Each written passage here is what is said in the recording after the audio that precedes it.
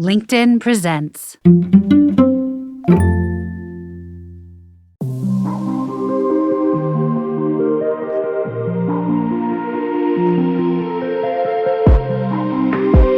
This is the Forbes Books Podcast, where we bring you the stories of amazing entrepreneurs who are changing the world. Hola, I'm Joe Pardavila, and today I have the pleasure of talking to Liv Schreiber, a serial entrepreneur and social media sensation. Liv is going to tell us how she started her own social media agency at just 23 years of age, and how she's currently transforming the way New Yorkers connect and socialize. She is a social marketing dynamo with nearly 200,000 followers on the Gram and TikTok, and has shown that with perseverance, creativity, and passion, it is possible to achieve all your goals. Liv, welcome to the podcast. Thank you so much for having me, Joe. I'm very excited to be here. So I'm fascinated by entrepreneurs because I can never be an entrepreneur. I'm a Gen Xer. Are you Gen Z or millennial? Gen Z millennial. I'm 96. I was going to say you're on the border. So I always bring this up on the podcast a lot, is the word entrepreneur and how it's transformed. So when I was younger, if someone said I'm an entrepreneur, the joke would be, oh, so you're unemployed. Now, in 2023, with the generations changing and the word entrepreneur gaining so much weight now, I'm curious, what attracted you to entrepreneurship? Because like most people, you could have just signed up for a job, worked for the man, but you decided to go on your own. So tell me how you first learned about entrepreneurship. It's in my blood. It's nothing I've ever made a conscious choice to do. I kind of believe you either got it or you don't. My dad is an entrepreneur, my grandparents, my great-grandparents. So it's all I know. I didn't ever think that I would be working for someone else long time because I'm not good at following the rules. Interesting. And so what kind of entrepreneurship was your family involved with? Was it like random things? Was there something that you're like, ooh, I like what he does or they do? Or was there something in particular? It's all fallen into everyone's lap. So my great-grandparents owned a clothing store in Philadelphia. My grandpa owned grocery stores. My grandma she's 80 years old. She's still the number one broker in Westport, Connecticut, Barbara Ross. She owns her own brokerage. My parents own a handbag company. And my brother is a co-founder for our marketing agency. And I run 2 other companies as well. Wow. So have you ever applied for a job? I'm curious. Like when you were a kid, did you have a boss? Because it seems like you're such a free spirit that you would never even you would never be like the kid who worked at Starbucks or McDonald's or something like that. No, you know what? Actually, my first job was as a lifeguard, and I've always been itching to make money. Ever since I was 6 years old, I would go door to door, and I was selling beaded bracelets to my neighbors. I don't know if my mom called ahead of time to let them know I'd be knocking on their door to sell my bracelets. I had lemonade stands. I became a lifeguard. I worked at Peloton when it was a startup. I pitched myself at the mall, at the Short Hills Mall. I've had jobs throughout college. I've always loved to work. I went into real estate. I thought that was what I was going to do. I graduated a year early from college, and under my desk, I was miserable, and I started posting uplifting quotes to cheer myself up, and organically grew a following and started pitching myself to different modeling agencies to teach models, because I saw a wave coming that you can't just be a pretty face. You have to actually have personality and charisma in order to attract partnerships or, as a model, book jobs. So I had no idea what I was saying. And I started giving these speeches and eventually got back into fashion. I realized that when you grow up around something, right, you don't know if it's something you inherently love or something you're just naturally surrounded by. So I got into real estate to make sure that I loved fashion as much as I did. Ended up going back into fashion, launching 2 big brands and starting an agency. Interesting. And so one thing that fascinates me about entrepreneurship is this serial entrepreneur, the person who just doesn't have one company, but multiple companies. How do you manage that? I think a lot of it is ADHD. Nothing's ever balanced. There's always going to be balls in the air. Sometimes I'm lacking on my friends or my family or on one business because I'm prioritizing another. But I think it's about empowering a team and having a team that you can rely on and who they feel themselves are also important and not just a cog in the wheel, but actually important. So empowering your team to let other things run while you work on other wheels is, I think, the way to success. And how did you learn to do that? Like, talk about your leadership journey, because like you said, you always wanted to be you wanted to have your own company, your own thing. So Mhm. how were you able to sort of communicate like your passions for the company and lead sort of by example or laying some groundwork for the team? I mean, I've messed up a ton and I have so much more I have to learn. I'm 26 years old. Have had interns since I was 20, but I can't say I was a good boss when I was 20 or even when I was 25. So I'm constantly learning, but I think something that's really helped is the pandemic because we were able to learn how to manage in a more remote manner and how to encourage people over the phone and share your energy and send voice notes and make them feel loved in different ways. I don't think it's necessary for people to work together in an office every day, even 5 days a week. I think if you get your work done, you get your work done. That's my rule with everyone. Just get it done. I don't care if you're a night owl. I don't care if you're working in the morning. I don't care if you only work on Mondays. Just do your work. And in terms of the three companies, I know one of them is the brand Caffeine, right? Talk to me Mhm. about that one. Yeah, so we give brands a boost. It's called Brand Caffeine for a reason. My twin brother is my co-founder, and it's incredible. He and his team lead the paid ads and the paid advertising. I lead the creative and the strategy and the content with my team. And what we do is we take entrepreneurs and we make them look amazing on social media. So we have tons of clients who just need content. They need reels. They need their most fabulous, famous quotes put across billboards all over social. So we manage the accounts for them, and it's a super simple, easy, streamlined process that we offer to everyone, whether they're a doctor, a dentist, a broker, a celebrity, doesn't matter. And what are they looking for? Like, because the term ROI gets thrown around. What when they Mhm. come to you, what are they looking to get out of it? I mean, obviously you're there to boost their presence, but Yeah. what does that mean, like tangibly? So that's a great question. Everyone's really looking to save time. They're looking Okay. to allocate their time and move it towards things that actually matter to them so that they can generate like leads for their business, right? Mm. But sometimes when you're running your social media, updating your stories, updating Instagram and Facebook and TikTok, you don't have time. It's too much. And especially if you want to be consistent, it's basically a full-time job in itself. So Yeah. why not hire someone? Why not outsource so that you can focus on what you do best? And so let's move to company number two, hot and in no particular order. We're not ranking these, but Mhm. hot and social. Tell me about that one. Mhm. So Hot and Social happened very organically. Someone told me I should throw a party, my assistant, and I said no one would come. Joe, I was a DD. I was the designated driver, but growing up, like I don't drink. I have my celery juice right here. Like I am so not a raging party girl, but I love people and I love socializing. And I've always been so curious when it comes to friendships and relationships. Some people just have that thing that they're really curious about, and they usually end up going into that profession or surrounding that one thing that they just can't seem to understand. Mm. For me, it was friendship. So everyone on my social media was always asking me, Liv, where do we make friends in New York City? And I had no idea where to send them. I didn't know myself. I was lonely in New York. So I decided to start throwing parties called Hot and Social. The premise is that 99% arrive solo and 100% leave as friends. It's both guys and girls. And we don't just do activities centered around drinking. We do workouts every month. It's different.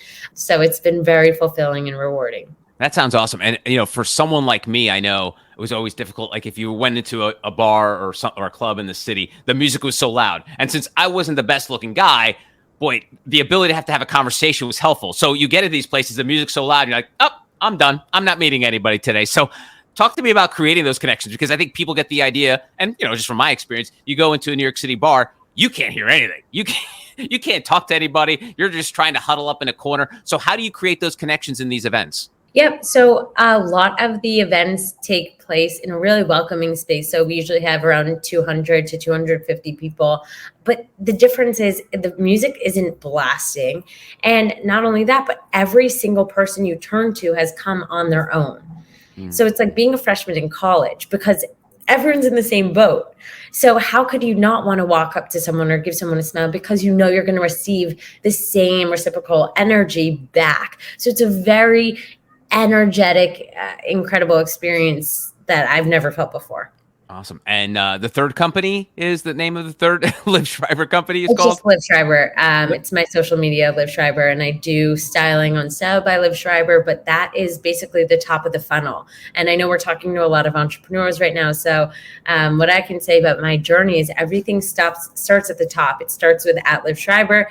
And then I know if they're a follower that wants fashion or they want to make new friends, well, we know they go to Hot and Social. And if they are a brand and they want to do a partnership or they need help with their content, or maybe they're an entrepreneurial friend, they go to Brand Caffeine. So it's really mapped out. And I post both uplifting and entrepreneurial content on my social because you don't just have to be one thing.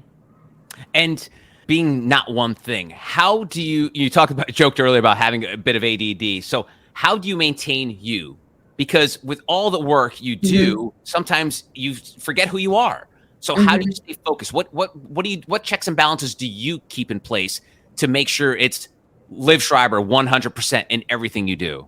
It's a great question, and honestly, sometimes I lose myself because I am my business, so it's very hard to separate the two.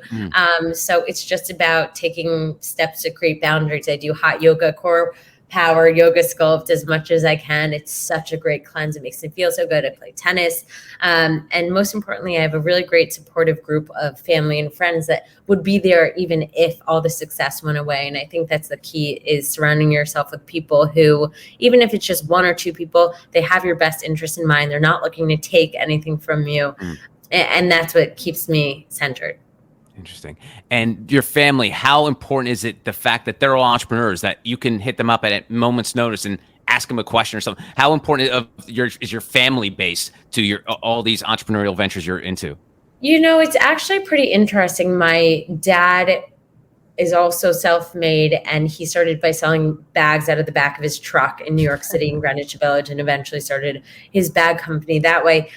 I've had a very incredible childhood, but at the same time, my parents are very hands-off. It's really more so up to me to figure everything out. And I'm really grateful to my dad that he did that it's not a trust fund baby situation where I really have had to figure my own shit out. And that's his way of helping me. That's what his parents did to him. And I was thinking about it the other day. I have a lot of friends who go to their moms and dads for everything, or their family business. And although it would be very helpful and I would have gotten way further, way faster, I think being able to do it on your own, because one day my parents won't be there, has been very empowering. And I'm really grateful that they took that route with me and my brother. That's awesome. And you mentioned the pandemic earlier. And so you started companies, right, I guess, pretty much in the height of the pandemic. And then now, what's that transition like, especially in New York? Because it's basically like they flipped a switch. It went from everything's closed down to now everything is wide open. Did you just kind of have to open up the fire hose and be like, okay, we're full blast, Hot and Social. We're doing all these things that are in live and in person. How did that transition happen? Was it slow and gradual, or did it just kind of just happen? So Brand Caffeine started actually right before the pandemic. So it's funny we're talking about this because I felt so lonely. I was working from coffee shops, working from home, but all my friends had their happy hours. They all had their coworkers. They were all going into the office, and then boom, all of a sudden we're all on the same page. We're all working from coffee shops. So in a way, being an entrepreneur has never felt more of an embrace because I don't feel lonely during the day. There are also so many different programs like Remote Year, Nomadic Traveling, where you can literally go away for a month and travel with a ton of different entrepreneurs as digital nomads, which is something I really want to do. But in terms of Hot and Social, we started that last year. So, everyone was ready. Everyone was ready to meet new people. There weren't many COVID restrictions. It was over with. Was it, people were itching for it, like when you started Hot and Social? Because totally. I feel like New York is one of those places, like nobody wants to stay in their apartment. That's why every coffee shop is full of people. Every park, nobody, these apartments are too small. They don't want to. They don't want to stay there. They want to go out. So when you started Hot and Social, was it one of those things where you're like, my God, people are like, they're screaming for something like this? Totally. I mean, especially if you're in your 20s and 30s, like you're bored of hanging out with the same people that are the same level that you were when you were 18 to 25. Your high school and your college friends may not be your friends that are up leveling you. You need people that meet you where you are today, not just where you were when you were 18. So I think everyone's always looking to make new friends in New York, which is the most exciting part. I made a new friend in yoga class at 7 a.m. this morning. Like you turn a corner and there's a new person just waiting to happen. I'm curious about the idea of you building these companies basically from scratch. And, you came from an entrepreneurial family, but did you go to school? Like, where did you get like your training? Did you, have you worked on an MBA? Are you doing online stuff? Because I'm always fascinated by folks who just kind of just do it. Like they don't want to, they're not going to waste time by going to school for 4 years. No. Or how did you learn to become what you are? I think it's just a mindset. I went to the University of Wisconsin-Madison. I studied journalism in the School of Journalism and Marketing, and I got certificates from FIT and Parsons, but I really just did that because I was bored. Under my desk, I was working. I was running my jobs in different little companies that I had started in college. Like I've never paid attention to the rules. I've never cared about the MBA or the masters or the this or the that. Like I don't want to waste time. I feel like the best experience is learning hands-on and getting as many internships, as many jobs, and as many amazing mentors and making connections as you can. And the rest is the FIO strategy. That's what I call it, Joe. It's the figure it out strategy. You figure it out. So I don't know anything. No one knows what they're doing, but we all seem to figure it out. And when you're trying to figure it out, sometimes it's a struggle. And as you know, being an entrepreneur, it's a lot of struggle at the beginning. How do you get through those mental hurdles of like, man, trying to figure this out is so damn hard. I mean, is that just where your personality, just perseverance of like, I'm going to figure this out no matter what happens. But how do you get some of those people talk about, the embracing of failure and everything like that. It's easy to say after the fact, it's easy to but say. when you're going through it, it's tough. So how do you deal with that? I am usually working on problem solving and putting out fires every day. Sometimes, we're in a people business. It's a service business. The client is always right. And I grew up with signs around my house that said it takes months and years to find a customer and seconds to lose one. And I actually think that quote has helped me a lot, because if you think about it, there's always stuff to improve on every single day, even if something isn't a fire or an immediate issue. Like there's always something you can improve on or check in on. So I think it's just a consistent mindset of, all right, today, what am I going to cross off? How am I going to do this? Who can I call? How can I ask? What can I research? It's just a consistent mindset. How do you sometimes, when things are down, do you have to go to a place where you just have to be like, because sometimes when I'm feeling like things are not going well, I disconnect. I go maybe take a walk or something like that. Is there any kind of tricks or hacks that you do to be like, once the blank hits the fan, so to speak, you're like, okay, I need to do this for myself? Yeah, I scream at my computer. I'll tell you what entrepreneurs don't say. I scream, I yell at my phone, I yell at myself, I'll yell out loud in person, and then I get over it. And I'm like, okay, time to figure it out. There's always a solution, and you just got to cross your T's and dot your I's in terms of your emails and what you're saying and how you're speaking and how you're saying it. And your vision and direction. But I do think everything is figure outable. There are a lot of holistic wellness techniques. There's tapping. If you get stressed, you can do the butterfly method where you tap your shoulders, you tap your forehead, tap here. But I really think just working out and getting outside helps solve a lot of it. I'm also wondering about the way you're building your companies. If I feel like you're constantly moving, are you always like looking for the next thing? Or are you so hyper focused on your 3 buckets right now? Or are you always, or maybe even like, maybe it's almost like passively looking around the corner to see what's there? Are you of that mindset, or do you like to stay ultra focused on what you're working on at the moment? That's a great question. I always like to keep an eye out for what's trending, especially because if we get complacent in what we're doing in our businesses, we're done. Like you can't evolve, especially on social media or with brand caffeine or with content. Like I always have to be observing and looking at what other people are doing. But in terms of starting other companies right now, I'm pretty busy. Yeah, I don't think there's going to be a fourth right now, unless there's, one that I'm selling and then yeah. going to go towards another one.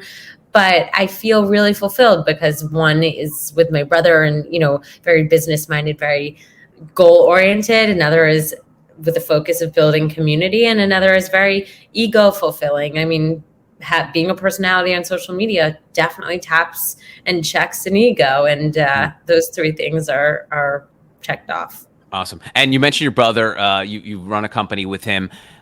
I have a brother. I can't imagine running a company with him. So, I wouldn't even try. So talk to me about that dynamic between you and your brother. Oh, I mean, it was terrible at first. For the first 2 years. Oh, awful. For the first 2 years, I got a therapist. I didn't know, we didn't know how to work with each other. We'd be yelling at each other. My mom didn't want us to work together. We're twins. So, and we're all we have. So it was toxic for a little bit. I'm just very clear and honest with you, as you can probably tell. So I think my advice to anyone working with a family member is to figure out what their love language is, like figure out how you can speak to them, and you have to try to be the bigger person. But now we've figured out our rhythm and it actually works, and our relationship has been restored. But working with anyone, even if it's not your family, like, some of my team members, like sometimes they get upset, and you got to know that like they're people too. And you got to be a good boss. You got to be a team player. Wow. A couple things I want to unpack there. One is the idea of like having that relationship with a sibling or loved one.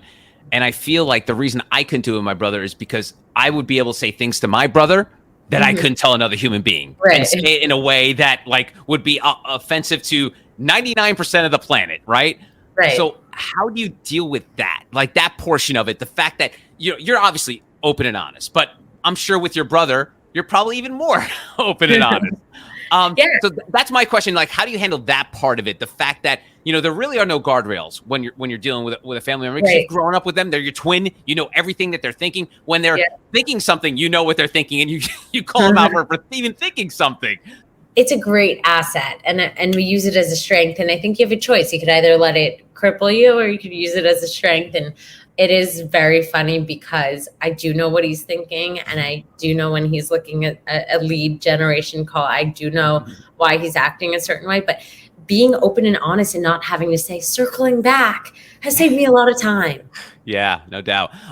There was an executive for Twitter who once said the idea of it's not personal, it's business. And she said, you know what? That's BS. There's nothing more personal than business. Do you feel that as well? Because I feel that too, because I always feel like when people use the phrase, it's not personal, it's business, it's a cop-out. Because I think if you wanted to do something, you would do it instead of just having this sort of just excuse of business. So how do you deal with that dichotomy? Because it seems like you're really close, obviously with your brother, but the people on your team. So how do you think about tough decisions when it comes to maybe moving someone on or promoting someone? What kind of struggle is that for you? And what do you think about that, personal business dynamic? It's super hard, Joe. It's really, especially as a girl in business, like no one wants to talk about it, but you're seen as a bitch if you're mean, and you're seen as this if you're nice, and you're seen like, it's very hard. What I would say is, I've been stabbed by people I've hired and taken care of, and then they turn around and try to poach our clients, go against our NDA, non-compete. Like that has happened before. But you learn from it. And I think with every single experience, you just get better and better at picking the right people, and also at being a better boss and leader and looking out for those things. So every person is a lesson. And I think if you really just reward them and treat them correctly and give gratitude and tell them they're doing a great job, it minimizes the danger that can come with just, bringing on a rotten apple. Do you ever, so again, I've never wanted to be an entrepreneur. Do you ever blame yourself when something like that happens? Like when you got stabbed in the back, do you like? Of course. Oh, you do? Okay. Yeah, of course. I blame myself for everything. Oh, no, don't do that. Yeah, of course. But it is my fault. And every entrepreneur needs to take accountability. And that's the hard part, is if something's going great, you celebrate it for 0.2 seconds. And then you think about what you could have done that would have been even better. Like there's not a top mountain peak. It's just a consistent upwards effect, I think, as an entrepreneur. And you just got to keep going. Mm. And you seem to love entrepreneurship. Like, it's in your bones, obviously. Yeah. You love it. I want to close this conversation, talk about what we started with just like this love of entrepreneurship. And it means a lot to you. Yeah, it does. Why? Why does it mean so much? Well, even my great grandparents, like as women, they weren't working, like they weren't starting businesses. Women couldn't vote. Like I'm Jewish. My family, half of them was murdered in the Holocaust. The other half came over here, and literally my great grandfather got off the boat and got a banana with 1 penny and ate the peel. He was so hungry. So, my grandma slept in a bed with her 8 other siblings. Success and being an entrepreneur is about having an opportunity to rewrite your story. And I'm so grateful to my family and to the generations past and people who literally passed, because I'm able to make money off of talking on a piece of glass every day. And every day I feel so lucky and so blessed to have that opportunity. So I don't complain. I just keep working, and I feel like sky's the limit, and it's so exciting. I love that. It's funny when I work with folks, my company has like these big like mission statements of like what we're doing and everything like that. And I'm a very simple person, as you could probably tell from this conversation, Liv. The way I feel like I've succeeded is if at the end of the day, my client is happy. Like if my client is happy with what I do, that means I've accomplished my job. All the other stuff, that's great. You have all these little motivational speeches and lines and everything like that. But like, if you can make, like at the end of the day, I just want to make people happy. Your job, all your companies are all about making people happy. Yes. Why does making people happy fulfill you? I just feel like it's my mission in life to be a light for other people. I've always felt that way, and it makes me happy to smile at someone on the street. You don't have to start a business to make other people happy. You can go out and say hi to someone and hold the door for someone, bring over a mat to someone else's yoga stuff in order to help them clean it. Like there are little things you can do every day, and I think that's the beauty of life, is everyone just needs a little smile. Love that. Her name is Liv Schreiber. Liv, it's been a pleasure hearing your story. It's been it's such a great journey that you've been on, and my God, you're not even 30 yet, and you've got all this going on. I mean, do you ever like time machine it and be like, hey, in 20 years I want to be here? Or are you so living in the moment right now?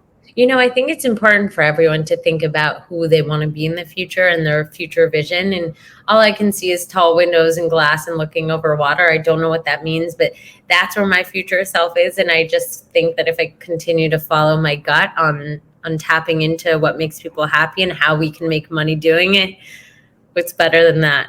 Awesome. Liv, thank you so much for being here today. Thank you. You're very welcome. And make sure to follow Liv on Instagram at Liv Schreiber to find out more about brand caffeine and Hot and Social. And that'll do it for another episode of the Forbes Books Podcast. If you want to keep up with me and the show, check me out on Twitter, LinkedIn, and Instagram at Joe Pardavila. And if you enjoy this show, make sure you take a second to subscribe so you automatically get new shows when they drop. Also, if you have a minute, I'd love if you left us a review so more amazing entrepreneurs like yourself can discover the show. And please don't forget the golden rule and treat others as you want to be treated. Thanks for listening. Until next time, adios.